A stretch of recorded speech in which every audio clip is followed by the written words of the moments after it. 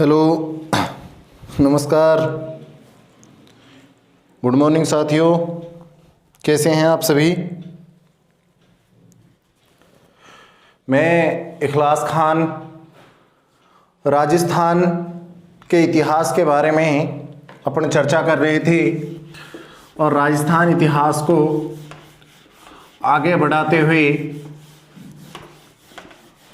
अपन बात करते हैं गुहिल वंश की समाप्ति की ओर अपन ने बात की थी। यानी कि गुहिल वंश जो शाखा थी, गुहिल वंश, रावल रतन सिंह अंतिम शासक के बारे में अपन ने बात की थी, उसके बारे में अपन ने पढ़ लिया था। ठीक है, रावल रतन सिंह के बारे में अपन ने पढ़ा था। रानी पद्मिनी की कहानी, अलाउद्दीन खिलजी की कहानी। अलाउद्दीन खिलजी दिल्ली का बादशाह किस तरह दोस्तों चित्तौड़ पर आक्रमण करता है साम्राज्यवादी विस्तारी नीति को लेकर, और किस तरह वो रानी पद्मिनी को प्राप्त करने की कोशिश करता है, लेकिन रानी पद्मिनी उनके हाथ नहीं लगती है और उनका जो उद्देश्य था वो उद्देश्य पूरा नहीं होता है। रानी पद्मिनी के द्वारा जौहर कर लिया जाता है और रावल रतन सिंह के द्वारा केसरिया कर लिया जाता है। 1303 ईस्वी में चित्तौड़ का दोस्तों शाखा कंप्लीट होता है।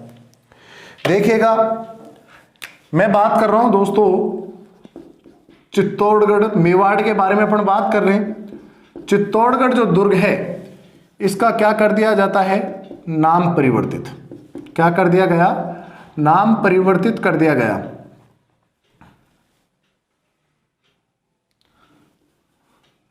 नाम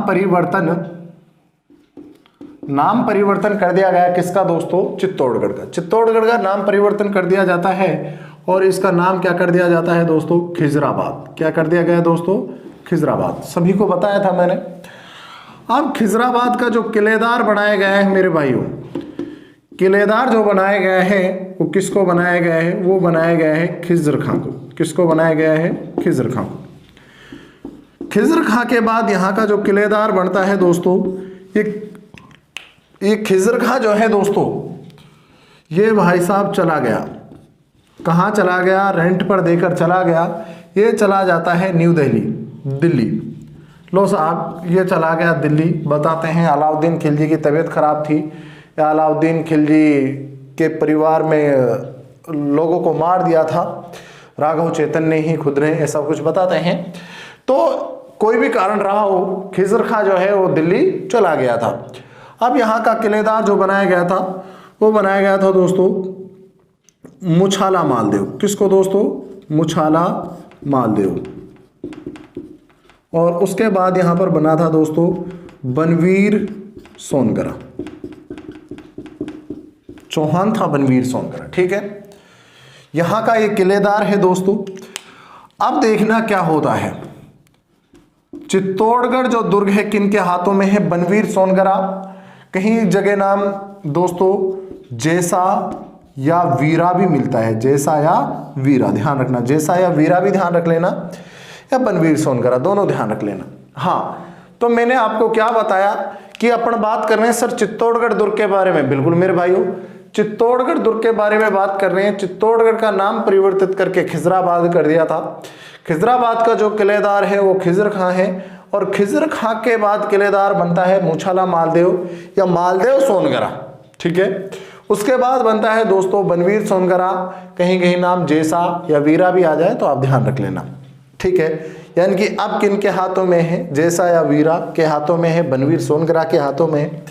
इधर मैं बात करता हूं दोस्तों, अपन ने गांव बसाया था जिसका नाम था सिसोदा गांव। बसाया था कि सिसोदा गांव, बोल गुरुजी, बिल्कुल बसाया था। और इस सिसोदा गांव का जो सरदार था, उस सरदार का नाम आता है दोस्तों लक्ष्मण सिंह। क्या नाम आता है, लक्ष्मण सिंह।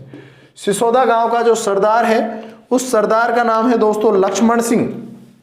और इसी लक्ष्मण सिंह का एक पुत्र आता है दोस्तों जिसका नाम आता है अरी सिंह। क्या नाम आता है, अरी सिंह। और इसी अरी सिंह का पुत्र आता है दोस्तों जिसका नाम आता है हमीर। और ये कौन हो गया दोस्तों, सिसोदिया। कौन हो गया, सिसोदिया। राणा हमीर सिसोदिया। ये लो जी, राणा हमीर सिसोदिया। अब देखो दोस्तों, राणा हमीर सिसोदिया जो है वो क्या करेगा, आक्रमण करेगा। यानी कि भाई साहब ने क्या कर दिया, आक्रमण कर दिया। कब कर दिया गौरव जी? 1326 ईस्वी में आक्रमण करके इसको क्या कर दिया, पराजित, और क्या कर लिया दोस्तों, अधिकार। किस पर अधिकार कर लिया दोस्तों? मेवाड़ या चित्तौड़। मेवाड़ या चित्तौड़ पर, मेवाड़ या चित्तौड़ पर क्या कर लिया जाता है, अधिकार कर लिया जाता है। मैं एक बार पुनः बता रहा हूं, क्या बताया मैंने अभी आपको, किस तरह से सिसोदिया शाखा आती है। गोहिल शाखा का अपन ने अंतिम शासक देखा है जिसका नाम है रावल रतन सिंह। देखो दोस्तों, चित्तौड़गढ़ का नाम अलाउद्दीन खिलजी ने बदल दिया था, परिवर्तित कर दिया था, चेंज किसमें, खिजराबाद में। अब खिजराबाद का किसी ना किसी को तो किलेदार बनाएगा, सर बिल्कुल बनाएगा। तो किलेदार बनाया था दोस्तों, वो बनाया था खिजर खां को, और खिजर खां के बाद जो किलेदार बनता है वो बनता है दोस्तों मुछाला मालदेव या मालदेव सोनगरा। इसके बाद भी किलेदार बनता है, यानी कि अब ये रेंट पे चल रहा है। बोले कुछ आय, जो आय इकट्ठी होती है, जो यानी कि भंडार गृह, जो यानी कि जो भी एवज मिलता है वो हमें आप रेंट के तौर पे चुकाएंगे, उधार के तौर पे चुकाएंगे। तो मुछाला मालदेव, मालदेव सोनगरा के बाद जो बनता है वो बनता है दोस्तों बनवीर सोनगरा। बनवीर सोनगरा बनता है। अब इधर मैं बात कर रहा हूं सिसोदा गांव की। अपन ने रण सिंह के दो पुत्र थे, एक का नाम था छेम सिंह, याद करो। रण सिंह के मैंने दो पुत्र बताए थे, एक का नाम था छेम सिंह और एक का नाम था राहप। राहप के द्वारा एक गांव बसाया था और उस गांव का नाम क्या था दोस्तों, सिसोदा गांव। किसके द्वारा बसाया गया था, राहप। राहप के द्वारा एक गांव बसाया था जिसका नाम था सिसोदा गांव। अब इसी सिसोदा गांव का सरदार है दोस्तों लक्ष्मण सिंह। ये सरदार लक्ष्मण सिंह अपने 6 पुत्रों के साथ वीर गति को प्राप्त हो गए थे। गुरुजी कब, आपने तो बताया नहीं दोस्तों। जब चित्तौड़ पर अलाउद्दीन खिलजी ने आक्रमण किया था 1303 ईस्वी में, तो उस समय लक्ष्मण सिंह के 7 पुत्र थे टोटल, जो कि सिसोदा गांव का सरदार था। 6 पुत्र दोस्तों, और स्वयं लक्ष्मण सिंह उसी समय चित्तौड़ आक्रमण के समय, अलाउद्दीन खिलजी ने जब चित्तौड़ पर आक्रमण किया था, उस आक्रमण के समय दोस्तों लक्ष्मण सिंह जो है वो वीर गति को प्राप्त हो जाते हैं और इनके एक पुत्र बचता है जिसका नाम रहता है अरी सिंह। क्या नाम रहता है, अरी सिंह।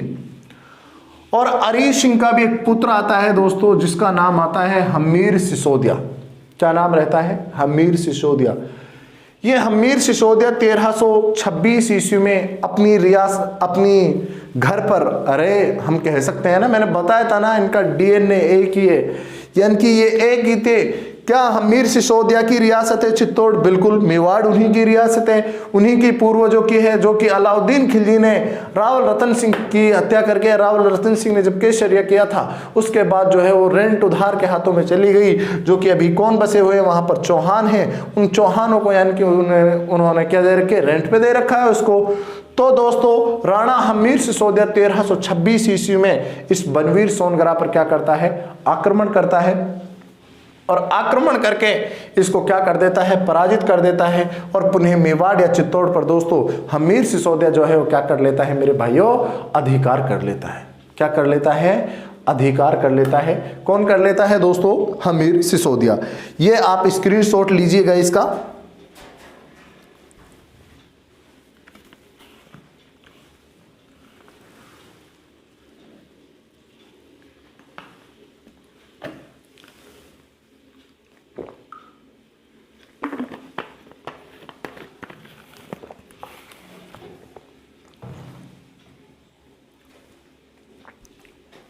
हाँ जी, रफ कर दूं इसको। अब यहां का शासक कौन बनेगा दोस्तों, हमीर सिसोदिया। हमीर सिसोदिया आक्रमण करता है, आक्रमण करके क्या कर देता है, पराजित कर देता है, और 1326 ईस्वी में पुनः दोस्तों मेवाड़ चित्तौड़ पर अधिकार हो जाता है किसका, हमीर सिसोदिया का। चलो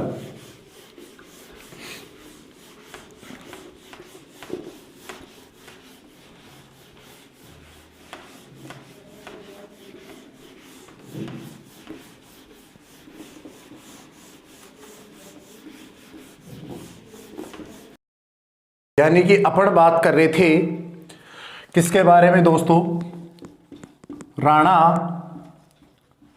हमीर सिसोदिया। क्लियर? हाँ बिल्कुल मेरे भाइयों, राणा हमीर सिसोदिया के बारे में बात कर रहे थे, जिसका शासनकाल रहता है 1326 ईस्वी से दोस्तों कब तक रहता है, 1364 ईस्वी तक। 1326 ईस्वी से 1364 ईस्वी तक शासनकाल रहता है दोस्तों हमीर सिसोदिया का। इसके बारे में अपन चर्चा करते हैं। हमीर सिसोदिया जो है दोस्तों, उसे मेवाड़ का क्या कहा गया है, मेवाड़ का उद्धारक कहा गया है। क्या कहा गया है? मेवाड़ का उद्धारक कहा गया है। किसको कहा गया है दोस्तों? हमीर सिसोदिया को। क्यों कहा गया है सर मेवाड़ का उद्धारक? दोस्तों गेट ऑफ कर देना, गेट।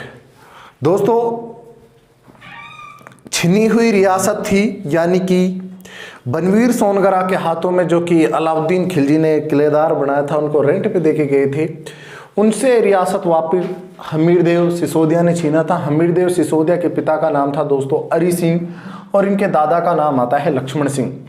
वही लक्ष्मण सिंह दोस्तों जो अपने 7 पुत्रों के साथ दोस्तों क्या हो गए थे, वीरगति को, 6 पुत्रों के साथ वीरगति को प्राप्त हो गए थे जब अलाउद्दीन खिलजी ने चित्तौड़ पर क्या किया था, आक्रमण किया था। तो मेरे भाइयों राणा हमीर सिसोदिया के बारे में बात कर रहे हैं, और इन भाई साहब को दोस्तों भारत में छापामार युद्ध पद्धति का क्या कहते हैं, जनक कहते हैं। भारत में छापामार युद्ध पद्धति का क्या कहते हैं, जनक कहते हैं। इसके मैं समकालीन की अगर बात करता हूं, सर इसके समकालीन शासक कौन है, तो इसके समकालीन शासक था दोस्तों मोहम्मद बिन तुगलक। क्या नाम था दोस्तों? मोहम्मद बिन तुगलक दोस्तों इसके समकालीन दिल्ली का तुगलक वंश का शासक था। अब समकालीन शासक है तो कोई ना कोई युद्ध तो होगा, बिल्कुल इन दोनों के मध्य एक युद्ध होता है दोस्तों, और मोहम्मद बिन तुगलक और हमीर सिसोदिया के मध्य जो युद्ध होता है उसका नाम रहता है सिंगोली का युद्ध। कौन सा युद्ध दोस्तों? सिंगोली का युद्ध। सिंगोली का युद्ध होता है, दोनों के मध्य सिंगोली का युद्ध होता है लगभग 1326 ईस्वी में। 1326 ईस्वी में दोनों के मध्य मोहम्मद बिन तुगलक, दोनों कौन? मोहम्मद बिन तुगलक और राणा हमीर सिसोदिया, इन दोनों के मध्य दोस्तों युद्ध होता है 1326 में, और उस युद्ध का नाम है सिंगोली का युद्ध। और इस सिंगोली के युद्ध में दोस्तों किसकी जीत हो जाती है? हमीर सिसोदिया की जीत हो जाती है, और मोहम्मद बिन तुगलक की क्या हो जाती है दोस्तों? हार हो जाती है। क्या हो जाती है? हार हो जाती है। इस भाई साहब ने एक मंदिर का भी निर्माण कराया था जिसका नाम आता है अन्नपूर्ण माता का मंदिर। कौन सा मंदिर भाई? अन्नपूर्ण माता। अन्नपूर्ण माता के मंदिर का क्या करवाया गया था दोस्तों? निर्माण कराया गया था। किसके द्वारा? राणा हमीर सिसोदिया के द्वारा। राणा हमीर सिसोदिया के कुछ इंपॉर्टेंट फैक्ट्स हैं दोस्तों, वो मैं आपको बता रहा हूं। इनके कुछ उपनाम हैं, हमीर सिसोदिया के कुछ उपनाम हैं जहां से कई बार क्वेश्चन पूछ लिया जाता है। सर कौन कौन से? देखो पहले नंबर पर मैं बात करता हूं विषम घाटी पंचानन। विषम घाटी पंचानन। दूसरा प्रबल हिंदू राजा। प्रबल हिंदू राजा। तीसरे नंबर पर मैं बात कर रहा हूं प्रबल हिंदू राजा, विषम घाटी पंचानन और वीर राजा। ये देखो विषम घाटी पंचानन कहा गया है कुंभलगढ़ प्रशस्ति में। किसमें दोस्तों? कुंभलगढ़ प्रशस्ति में। प्रबल हिंदू राजा कहा है टोड ने, और वीर राजा कहा है दोस्तों कुंभा ने। रसिक प्रिया की टीका थी, उस रसिक प्रिया की टीका में। ठीक है, ये 3 इसके उपनाम है। विषम घाटी पंचानन यानी कि विषम परिस्थितियों में जो शेर के समान खड़ा होता है वो कौन होता है दोस्तों? उसे कहा गया है विषम घाटी पंचानन। और वो कौन है? वो है मेरे भाइयों राणा हमीर सिसोदिया। कौन है दोस्तों? राणा हमीर सिसोदिया। और इसे प्रबल हिंदू राजा भी कहा गया है। क्या कहा गया है दोस्तों?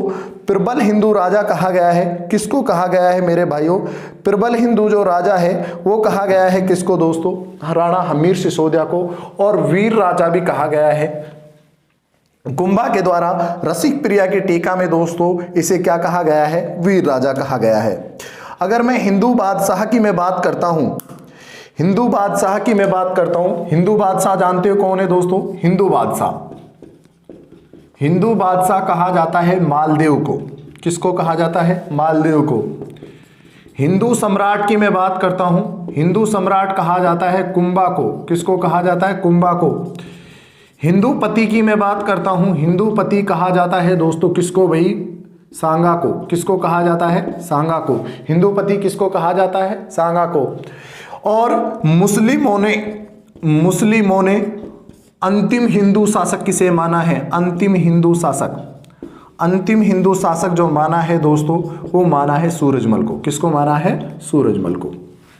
कुछ इंपॉर्टेंट फैक्ट्स है, ध्यान रख सकते हो आप इनको। और अंतिम हिंदू सम्राट की मैं बात कर रहा हूं दोस्तों, अंतिम हिंदू शासक की अगर मैं बात करता हूं तो पृथ्वीराज चौहान उसमें सम्मिलित होते हैं। पृथ्वीराज चौहान जो कि कहाँ के थे दोस्तों? अजमेर के थे। अंतिम हिंदू सम्राट, अंतिम हिंदू जो सुल्तान है, हिंदू सुल्तान माना है कुंभा को। और अंतिम हिंदू सम्राट माना है दोस्तों पृथ्वीराज चौहान। किसको माना है? पृथ्वीराज चौहान। अंतिम हिंदू सम्राट माना है किसको? पृथ्वीराज चौहान को। अंतिम हिंदू सम्राट पृथ्वीराज चौहान को माना है। हिंदू बादशाह मालदेव को माना है। हिंदू सुल्तान कुंभा को माना है। हिंदू पति सांगा को कहते हैं। मुस्लिमों के द्वारा अंतिम हिंदू शासक जो माना है दोस्तों, वो किसको माना है मेरे भाइयों? वो माना है सूरजमल को। और मैं आगे आपको बताता हूं, एक आध पॉइंट और आता है। जैसे भारत का अंतिम हिंदू शासक जो गद्दी पर बैठा था वो कौन था दोस्तों? वो था हेमू। कौन था मेरे भाइयों? हेमू। तो अपन ने बात की है राणा हमीर सिसोदिया के बारे में। राणा हमीर सिसोदिया का जो शासनकाल रहा है दोस्तों, वो रहा है 1326 ईस्वी से 1364 ईस्वी तक। 1326 ईस्वी से 1364 ईस्वी तक शासनकाल रहा है। इसे मेवाड़ का क्या कहते हैं दोस्तों? इसे मेवाड़ का उद्धारक कहा गया है। क्या कहा गया है दोस्तों? मेवाड़ का उद्धारक कहा गया है। और इनके समकालीन जो था वो था मोहम्मद बिन तुगलक, जिन्होंने सिंगोली कहे। इन दोनों के मध्य होता है 1326 ईस्वी में युद्ध होता है, जिसमें राणा हमीर सिसोदिया पराजित होते हैं। और दोस्तों किसकी जीत होती है? राणा हमीर सिसोदिया की जीत होती है। और कौन पराजय होता है दोस्तों? इसमें पराजित होता है मोहम्मद बिन तुगलक।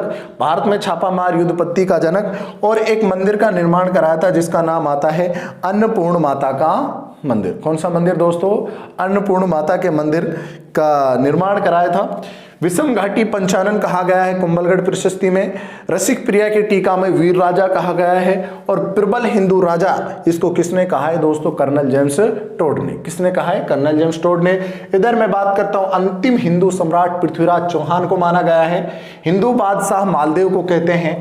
हिंदू सुल्तान कुंभा को कहते हैं। हिंदू पति सांगा को कहते हैं। मुस्लिमों ने अंतिम जो हिंदू सम्राट माना था या हिंदू शासक जो माना था वो माना था सूरजमल को। और हेमू जो कि भारत की गद्दी पर बैठने वाला अंतिम हिंदू शासक था दोस्तों, कौन? हेमू। ये कुछ फैक्ट्स हैं, इनको आप रट लीजिएगा। कहीं से कोई क्वेश्चन पुटअप होके आ जाए या आपसे कहीं पूछ लिया जाए तो इनको आप रट लीजिएगा। एक बार स्क्रीनशॉट ले लो फटाफट, फिर आगे बात करते हैं। या आप नोट तो कर ही रहे हैं तो नोट करते रहिएगा, ठीक है?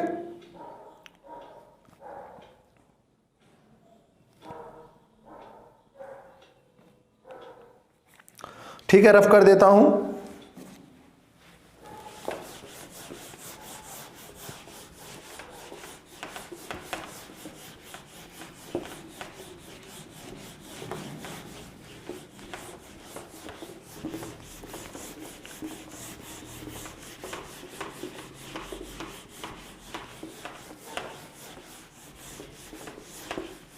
जी चलिए आगे बात करते हैं।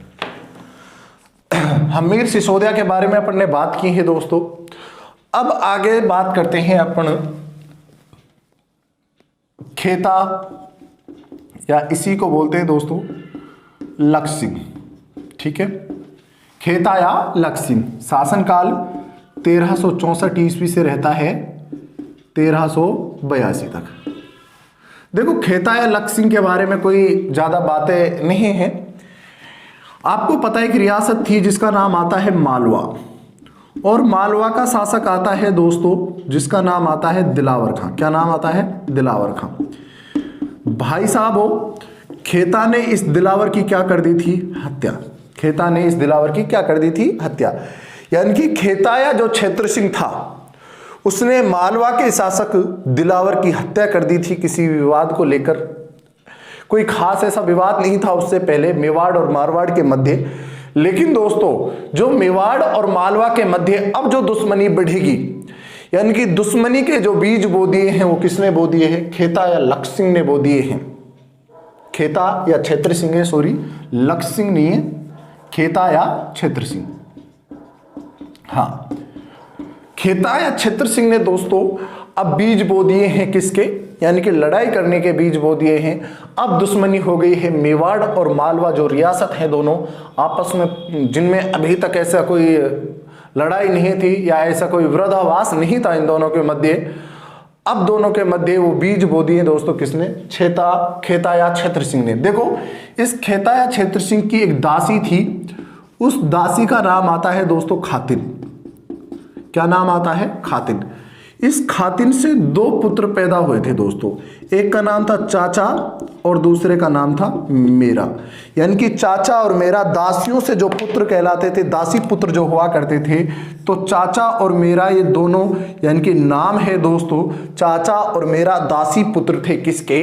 तो ये दासी पुत्र थे दोस्तों खेता या क्षेत्र सिंह के। खेता या क्षेत्र सिंह के दोस्तों दासी पुत्र थे कौन कौन? चाचा या मेरा। ध्यान रखना, इनको आपको भूलना नहीं है क्योंकि ये आने वाले समय में आपको पुनः याद करने पड़ेंगे, चाचा या मेरा। अब देखिए दोस्तों, दासी का नाम क्या है? खातिन। खातिन से दो टाबर पैदा हुए, एक का नाम चाचा और दूसरे का नाम मेरा। अब अपन बात करते हैं, इसके बाद छोटे छोटे शासक हैं।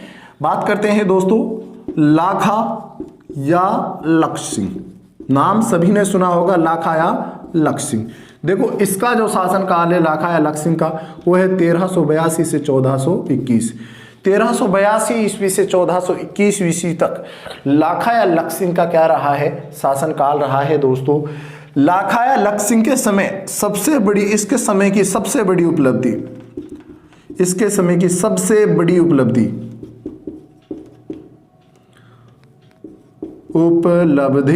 बिल्कुल उपलब्धि क्या थी? जावर की खान प्राप्त होना। इसके समय की जो सबसे बड़ी उपलब्धि थी दोस्तों वो थी जावर की खान प्राप्त होना। जावर क्या है सर? तो उदयपुर में एक जगह है। कहां पर दोस्तों? उदयपुर में। उदयपुर में एक जगह है और यहां पर जावर की एक खान मिलती है। किसकी खान मिलती है दोस्तों? जावर।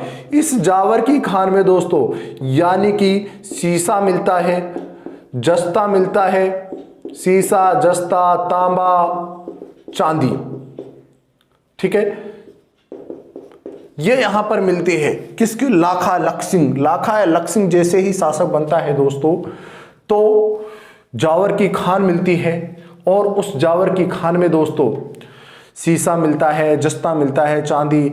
अब इससे क्या करेगा दोस्तों ये लाखा या लक्ष्य सिंह के जब यहाँ पर ये जावर की खान मिलती है तो यहाँ पर बहुत ज़्यादा इकोनॉमिक जो कंडीशन थी, अर्थव्यवस्था जो थी मेवाड़ राज्य की अर्थव्यवस्था में मजबूती आएगी। मेवाड़ राज्य की अर्थव्यवस्था जो है वो दोस्तों मजबूत हो जाएगी क्योंकि उस समय बहुत ज़्यादा जावर की खान में दोस्तों राणा लाखा या लक्ष्य सिंह के हाथों में बहुत ज़्यादा हीरे, आपको सीसा, जस्ता, तांबा और चांदी वगैरह मिलती है और इन सब से क्या होगा? मेवाड़ राज्य की अर्थव्यवस्था मजबूत होगी। और ये काम राणा लाखा ने किया भी मेरे भाइयों। राणा लाखा ने क्या कार्य किए? जब 1313 ईस्वी में अलाउद्दीन खिलजी ने आक्रमण किया था तो उस समय अलाउद्दीन खिलजी ने लगभग चित्तौड़ के 6 माह घेराबंदी रखी थी। तो दोस्तों 6 माह में ऐसा नहीं कि अलाउद्दीन खिलजी वहां गोटियां खेलता रहा था, अलाउद्दीन खिलजी वहां बैठा रहा था, नहीं मेरे भाइयों। वहां पर अलाउद्दीन खिलजी ने जितने भी बताते हैं, वहां पर जितने भी आसपास गांव में मंदिर थे उन मंदिरों को क्या कर दिया था? ध्वस्त कर दिया था, उन मंदिरों को तोड़ दिया था, उन मंदिरों को ढहा दिया था। तब दोस्तों राणा लाखा या लक्ष्य सिंह की इकोनॉमिक कंडीशन उस जावर की खान के कारण मजबूत हो गई। तो उस समय राणा लाखा या लक्ष्य सिंह ने उन मंदिरों का क्या करवाने लग गया? पुनः निर्माण करवाने लग गया। राणा लाखा या लक्ष्य सिंह ने उन मंदिरों को क्या करवाया दोस्तों, पुनः निर्माण कराया। तो मेरे भाइयों, राणा लाखा या लक्ष्य सिंह के समय की सबसे बड़ी जो उपलब्धि थी वो थी दोस्तों जावर की खान प्राप्त होना। किसकी खान प्राप्त होना? जावर की खान प्राप्त होना। देखिएगा, मैंने आपको क्या बताया अभी, खेता या छत्र सिंह के बारे में मैंने दोस्तों आपसे बात की है।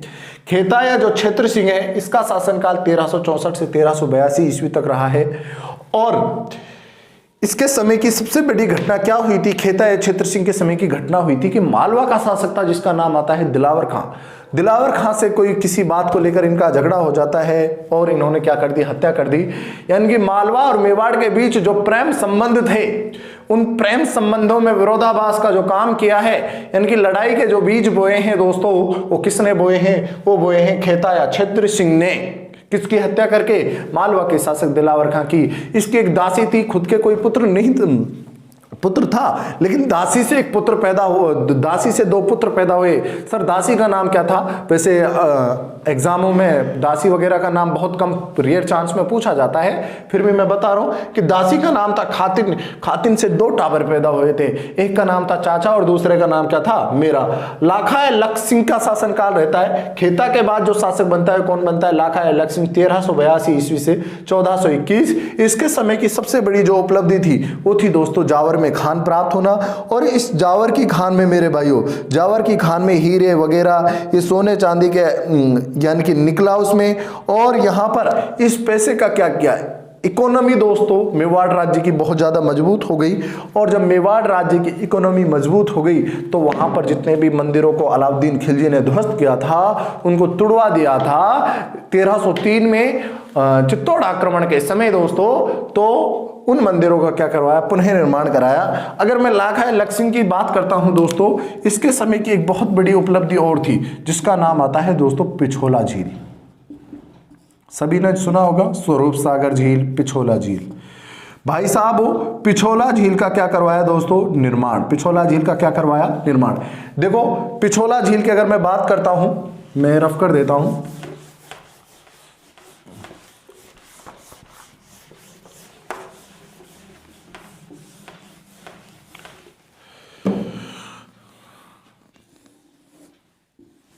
ये लो, ये कौन सी झील है भाई? पिछोला झील। पिछोला झील कहां पर है? वैसे तो आप ज्योग्राफी में पूर्ण विस्तार रूप से पिछोला झील के बारे में पढ़ते हो, लेकिन मैं फिर भी बता देता हूं जो हिस्ट्री से रिलेटेड यहां पर बात है। पिछोला झील, पिछोला झील का दोस्तों, इस झील का जो निर्माण हुआ है, इस झील का निर्माण दोस्तों 14वीं शताब्दी में हुआ था। कौन सी शताब्दी में? 14वीं शताब्दी में। निर्माण कराने वाले दोस्तों 2 बंजारों के द्वारा, 2 बंजारों के द्वारा दोस्तों इसका क्या होता है? निर्माण होता है। बताते हैं कि एक चिड़ीमार, चिड़ीमार और बिच्छूमार, चिड़ीमार और बिच्छूमार, चिड़ीमार और बिच्छूमार नामक 2 बंजारों के द्वारा दोस्तों, मैं क्लास में हूं, अभी कॉल करता हूं, क्लास में हूं, अभी कॉल करता हूं बैक, है ना?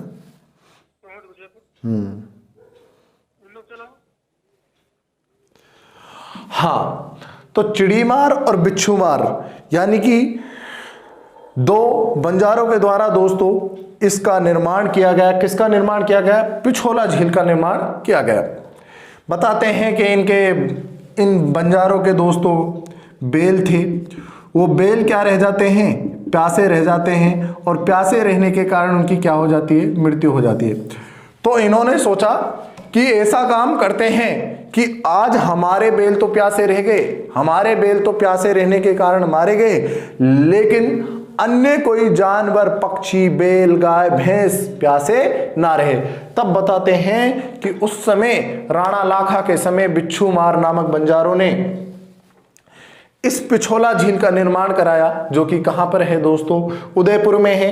इनके बेल प्यासे रह गए थे, प्यासे रहने के कारण उनकी क्या हो गई थी? मृत्यु हो गई थी। इसी पिछोला झील की हम बात करते हैं दोस्तों। इसी में क्या बने हुए हैं? इसी में बना हुआ है दोस्तों जग महल, इसी में बना हुआ है जग मंदिर। क्या बने हुए हैं दोस्तों? जग मंदिर। इसी पिछोला झील में जग मंदिर बना हुआ है, इसी पिछोला झील में जग महल बना हुआ है। ठीक है, आपको पता है दोस्तों 1857 का रेवोल्यूशन हुआ था, 1857 की क्रांति हुई थी। 1857 की क्रांति के दौरान जो अंग्रेज भागे थे, नीमच से कुछ अंग्रेज भागे थे। 1857 का रेवोल्यूशन जब मैं कराऊंगा 1857 की क्रांति, उस समय मैं आप लोगों को बताऊंगा कि 1857 की क्रांति के समय जब कुछ अंग्रेज यहां से भागे थे, नीमच से भागे थे, तो उन्होंने पिछोला झील के इसी जग मंदिर में जाकर, इसी जग महल में जाकर क्या ली थी दोस्तों, शरण ली थी। यहां पर एक नटनी का चबूतरा भी बना हुआ है। किसका चबूतरा बना हुआ है? नटनी का चबूतरा, नटनी का चबूतरा। देखो क्या है नटनी का चबूतरा। इस नटनी के चबूतरे की कहानी जो है दोस्तों, वो आपको अगली क्लास में मिलेगी। यहां तक के लिए दोस्तों धन्यवाद। मैं पिछोला झील को दोबारा पुनः क्लास में एक बार पुनः रिपीट करा दूंगा, यानी कि पिछोला झील के जो फैक्ट्स हैं वो मैं अगली क्लास में बताऊंगा। तब तक के लिए आप इनको पढ़ते रहिएगा। धन्यवाद दोस्तों, मिलते हैं अगली क्लास में। Take care, bye bye, okay, thank you.